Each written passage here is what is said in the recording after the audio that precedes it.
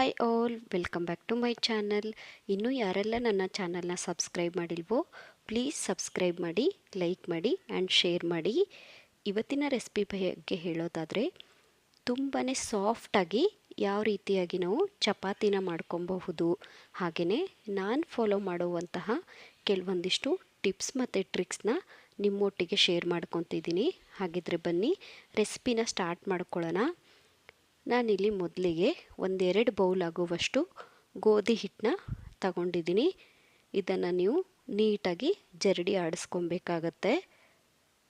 So ನೀವು ಹೊರಗಡೆ ತೊಗೊಂಬಂದಿರೋ ಹಿಟ್ಟಾದರೆ ಅದನ್ನು ಕೂಡ ನೀವು ಈ ಥರ ಜರಡಿ ಆಡಿಸ್ಕೊಬೇಕಾಗತ್ತೆ. ಸೊ ಹೀಗೆ ಮಾಡೋದ್ರಿಂದ ನಮಗೆ ಚಪಾತಿ ಉದ್ದವಾಗ ನಮಗೆ ಯಾವುದೇ ರೀತಿಯಾದ ಚಪಾತಿ ಹರಿಯೋ ಚಾನ್ಸಸ್ ಇರಲ್ಲ. ಸೊ ನೋಡಿ, ನಂತರ ನಾನಿಲ್ಲಿ ಇದಕ್ಕೆ ರುಚಿಗೆ ತಕ್ಕಷ್ಟು ಉಪ್ಪನ್ನ ಸೇರಿಸ್ಕೊತಿದ್ದೀನಿ. 1/2 ಸ್ಪೂನ್ ಆಗುವಷ್ಟು ನಾನಿಲ್ಲಿ ಉಪ್ಪನ್ನ ಬಳಸಿದ್ದೀನಿ. ಹಾಗೆಯೇ ನಾನಿಲ್ಲಿ ಒಂದು ಅರ್ಧ ಕಪ್ ಆಗುವಷ್ಟು ಹಾಲನ್ನು ಕೂಡ ಹಾಕ್ಕೊತಾ ಇದ್ದೀನಿ. ಹಾಲು ಹಾಕೋದ್ರಿಂದ ನಮಗೆ ಚಪಾತಿ ಸ್ವಲ್ಪ ಸಾಫ್ಟಾಗಿ ಬರುತ್ತೆ. ಇವಾಗ ಇದನ್ನು ಹಾಲು ಮತ್ತು ಮಿಕ್ಕಿರೋ ಹಿಟ್ಟನ್ನ ನೀಟಾಗಿ ಕಲಿಸ್ಕೊಬೇಕಾಗತ್ತೆ. ಸೊ ಇಷ್ಟು ಕಲಸಿದ ನಂತರ ಸ್ವಲ್ಪನೇ ತಣ್ಣಗಿರೋ ನೀರನ್ನ ಹಾಕಿಬಿಟ್ಟು ಚಪಾತಿ ಹಿಟ್ಟು ಅದಕ್ಕೆ ಕಲಿಸ್ಕೊಬೇಕಾಗತ್ತೆ. ಸೊ ನೋಡಿ, ಒಟ್ಟಿಗೆ ನೀರು ಹಾಕ್ಕೊಳ್ಳೋಕ್ಕೆ ಹೋಗಬೇಡಿ, ನಿಧಾನಕ್ಕೆ ಸ್ವಲ್ಪನೇ ನೀರು ಹಾಕ್ತಾ ಚಪಾತಿ ಹಿಟ್ಟು ಅದಕ್ಕೆ ಬಂದರೆ ಸಾಕಾಗತ್ತೆ. ಸೊ ನೋಡಿ, ಇಷ್ಟು ಗಟ್ಟಿ ಆದರೆ ನಮಗೆ ಸಾಕು. ಇವಾಗ ಇದನ್ನು ಒಂದು ಬೌಲಲ್ಲಿ ಸ್ವಲ್ಪ ಆಯಿಲ್ ಹಾಕಿ ಒಂದು 10ರಿಂದ 20 ನಿಮಿಷ ಇದನ್ನು ನೆನೆಯೋಕ್ಕೆ ಹಾಗೆ ಬಿಡಬೇಕಾಗತ್ತೆ. ಸೊ ಈ ಥರ ಆಯಿಲ್ನ ಸ್ಪ್ರೆಡ್ ಮಾಡಿಕೊಂಡು ಕಲಸಿರುವಂಥ ಹಿಟ್ಟನ್ನ ಹಾಕಿ ಒಂದು 20 ನಿಮಿಷ ವೆಯ್ಟ್ ಮಾಡಬೇಕಾಗತ್ತೆ. ಸೊ ಈ ಥರ ವೆಯ್ಟ್ ಮಾಡೋದ್ರಿಂದ ಚಪಾತಿ ನಮಗೆ ಎಷ್ಟು ನೆನೆಯುತ್ತೋ ಅಷ್ಟು ಚೆನ್ನಾಗಿ ಚಪಾತಿ ಉಬ್ಬಿ ಬರುತ್ತೆ. ಸೊ ನೀವಿಲ್ಲಿ ನೋಡ್ತಿರ್ಬೋದು, ನಂಗೆ ಆಲ್ರೆಡಿ ಟೈಮು ಆಗಿದೆ. ಚಪಾತಿ ಉದ್ದೋಕ್ಕೂ ಮುನ್ನ ನೀವು ಈ ಥರ ತಿರ್ಗಾ ಕಲಿಸ್ಕೊಬೇಕಾಗತ್ತೆ. ಇಷ್ಟು ಕಲಸಿದ್ದಾದಮೇಲೆ ನಿಮ್ಗೆ ಯಾವ ಸೈಜಲ್ಲಿ ಚಪಾತಿ ಬೇಕೋ ಆ ಸೈಜಲ್ಲಿ ನೀವು ಉಂಡೆನ ಮಾಡ್ಕೊಬೇಕಾಗತ್ತೆ. ಸೊ ನೋಡಿ, ಚಿಕ್ಕ ಉಂಡೆ ಇದ್ದರೂ ಪರವಾಗಿಲ್ಲ. ಇವಾಗ ಒಂದೊಂದೇ ಉಂಡೆನ ನಾನು ತೋರಿಸ್ತಿರೋ ರೀತಿಲಿ ನೀವು ಮಾಡಿಕೊಂಡ್ರೆ ಸಾಕು. ಈ ಥರ ಮಾಡಿ ಪ್ರೆಸ್ ಮಾಡ್ಕೊಳ್ಳೋದ್ರಿಂದ ನಮಗೆ ಚಪಾತಿಲಿ ಯಾವುದೇ ಕ್ರ್ಯಾಕ್ ಬರಲ್ಲ. ನಮಗೆ ಚಪಾತಿ ಕೂಡ ದುಂಡಿಗೆ ಬರುತ್ತೆ.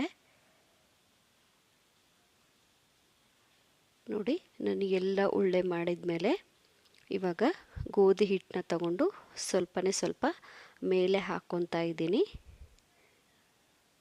ಈ ಥರ ನೀವು ಕೂಡ ಮಾಡೋದ್ರಿಂದ ಉಳ್ಳೆ ಅಂಟ್ಕೊಳ್ಳೋ ಚಾನ್ಸಸ್ ಇರಲ್ಲ. ಸೊ ನೋಡಿ, ಎಷ್ಟು ಬಿಡಿಯಾಗಿ ಉಳ್ಳೆ ಹಾಗೆ ಇದೆ ಅಂತ. ಇವಾಗ ನಾನಿಲ್ಲಿ ಒಂದು ಸ್ಟೀಲ್ ಪ್ಲೇಟ್, ನಮ್ಮ ಕಡೆ ಇದನ್ನು ತಗಡು ಅಂತ ಕರೀತಾರೆ, ಇದ್ರ ಲಿಂಕ್ ಬೇಕಾದರೆ ನಾನು ಡಿಸ್ಕ್ರಿಪ್ಷನಲ್ಲಿ ಹಾಕಿರ್ತೀನಿ. ಸೊ ಈ ಪ್ಲೇಟ್ ಇರೋದ್ರಿಂದ ನೀವು ಬೇಗ ಚಪಾತಿ ಕೂಡ ಮಾಡ್ಕೊಬಹುದು. ಬಿಗಿನರ್ಗಂತೂ ಇದು ತುಂಬಾ ಹೆಲ್ಪ್ಫುಲ್ ಆಗುತ್ತೆ. ಸೊ ನೋಡಿ, ಒಂದೇ ಒಂದು ಉಳ್ಳೆನ ತಗೊಂಡು ತುಂಬ ಚಿಕ್ಕದಾಗಿ ಉದ್ಕೊಬೇಕಾಗತ್ತೆ. ಸೊ ಇಷ್ಟು ಸರ್ಕಲ್ ಆದರೆ ಸಾಕು. ತಿರ್ಗಾ ನಾನು ಇನ್ನೂ ಒಂದು ಉಳ್ಳೆನ ತಗೊಂಡು ಇದೇ ಸೈಜ್ಗೆ ಉದ್ಕೊತೀನಿ.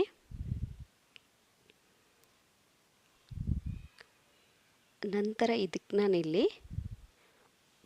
ಒಂದು ಉದ್ದಿರೋ ಉಳ್ಳೆಗೆ ಸ್ವಲ್ಪ ಆಯಿಲ್ನ ಹಾಕ್ಕೊತಾ ಇದ್ದೀನಿ. ನಂತರ ನಾನಿಲ್ಲಿ ಗೋಧಿ ಹಿಟ್ಟನ್ನ ತಿರ್ಗಾ ಬಳಸ್ತಾ ಇದ್ದೀನಿ.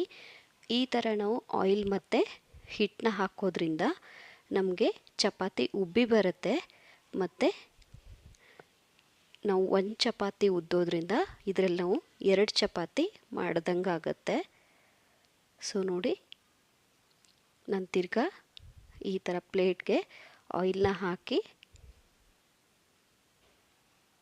ಇದನ್ನು ಇವಾಗ ಚಪಾತಿ ನೀವು ನೀಟಾಗಿ ಉತ್ಕೊಬೇಕಾಗತ್ತೆ. ನೀವಿಲ್ಲಿ ನೋಡ್ತಿರ್ಬೋದು ಚಪಾತಿ ಯಾವುದೇ ಥರದ ಹರಿತಾ ಇಲ್ಲ, ಹಾಗೇ ಶೇಪ್ ಕೂಡ ಹಾಗೇ ರೌಂಡಾಗಿ ಬರ್ತಿದೆ. ಬಿಗಿನರ್ ಕೂಡ ಇದನ್ನು ಈಸಿಯಾಗಿ ಈ ಸ್ಟೆಪ್ನ ಫಾಲೋ ಮಾಡ್ಕೊಬಹುದು. ಸೊ ಈ ಒಂದು ಸ್ಟೀಲ್ ಪ್ಲೇಟ್ ಇರೋದ್ರಿಂದ ನಿಮ್ಮ ಮನೆಯಲ್ಲಿ ಚಪಾತಿನ ನೀವು ಈಸಿಯಾಗಿ ಮಾಡ್ಕೊಬಹುದು. ಈ ಕಡೆ ನೀವಿಲ್ಲಿ ನೋಡ್ತಿರ್ಬೋದು ನನಗೆ ಹಂಚು ಕೂಡ ಕಾಯ್ದಿದೆ. ಯಾವತ್ತು ನೀವು ಸ್ಟೀಲ್ ಪ್ಲೇಟ್ದು ಹಂಚು ನಿಮ್ಮ ಕೈ ಮುಂದೆ ಬರೋ ಥರ ಮಾಡ್ಕೊಬೇಕಾಗತ್ತೆ. ಸೊ ಈ ಥರ ನೀವು ಚಪಾತಿ ಹಾಕಿದರೆ ನೋಡಿ ನಿಮಗೆ ದುಂಡಗಾಗಿರೋ ಚಪಾತಿ ಕೂಡ ಇಲ್ಲಿ ರೆಡಿ ಆಯಿತು. ನೀವು ಚಪಾತಿ ಹಾಕೋಕ್ಕೂ ಮುಂಚೆ ಫ್ಲೇಮ್ನ ಲೋ ಫ್ಲೇಮಲ್ಲಿ ಇಟ್ಕೊಳ್ಳಿ.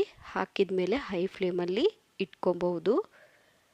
ನೀಟಾಗಿ ನೀವು ಎರಡೂ ಬದಿಗೆ ಚಪಾತಿನ ಬೇಯಿಸಿದರೆ ನಿಮಗಿಲ್ಲಿ ದುಂಡಗಾಗಿರೋ ಹಾಗೇ ಸಾಫ್ಟಾಗಿರೋ ಚಪಾತಿ ಕೂಡ ಇಲ್ಲಿ ರೆಡಿ ಆಯಿತು. ಇದನ್ನು ನೀವು ಬೇಕಾದರೆ ಹಾಗೇನೂ ಕೂಡ ತಿನ್ಬೋದು.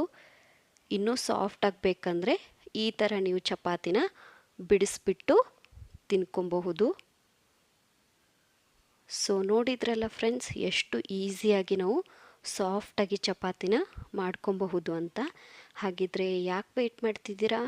ಇವಾಗಲೇ ಹೋಗಿ ರೆಸಿಪಿನ ಟ್ರೈ ಮಾಡಿ ಹೇಗಿತ್ತು ಅಂತ ಕಮೆಂಟ್ ಸೆಕ್ಷನಲ್ಲಿ ಕಮೆಂಟ್ ಹಾಕೋದನ್ನು ಮರಿಬೇಡಿ. ಇದೇ ಥರ ನನ್ನ ವಿಡಿಯೋಗೆ ಸಪೋರ್ಟ್ ಮಾಡ್ತಾಯಿರಿ. And thank you for watching.